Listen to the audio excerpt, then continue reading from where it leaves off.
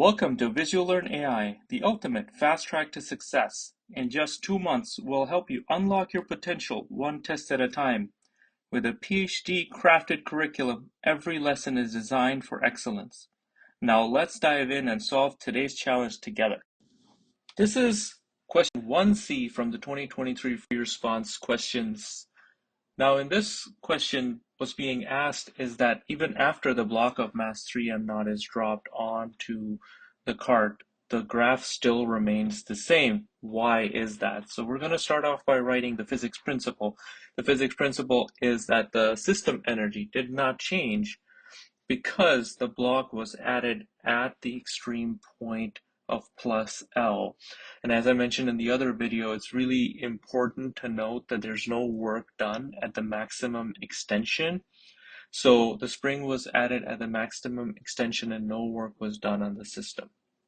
And as a result, the total energy of the system remains constant, and that is potential energy plus kinetic energy.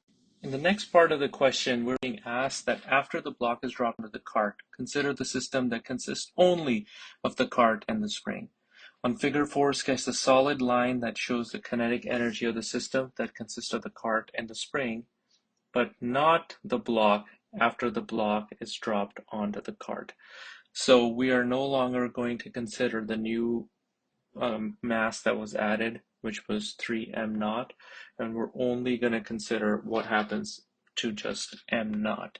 And we'll have to look at both of the kinetic energy and the potential energy due to the spring force and see where in the graph does all the vertices fit. So looking at it from the start, we see that at the extremities, plus L and minus L, we have no change in extension. Now, what that means is that there's no change in the potential energy. However, there will definitely be a change in the kinetic energy because kinetic energy depends on the mass. The formula again is half mv squared, and as a result, we're going to have a change in kinetic energy. So we can write it as k nu equal to half m naught v squared, since we're only considering the mass m naught. And then the old one, since we had dropped the block 3m naught, the total mass would be 3 plus 4 equal to 4m naught. So based off of that, we know that the potential energy does not change, and that will stay at 4 on the x-axis. So 4 joules on the x-axis. However, we will definitely have a change on the y-axis for the kinetic energy in joules.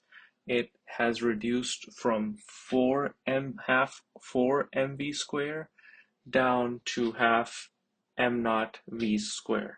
So as a result, there is a reduction of a factor of 4. We can write it as ke equal to half m naught v squared. So the y-intercept is going to be at 1.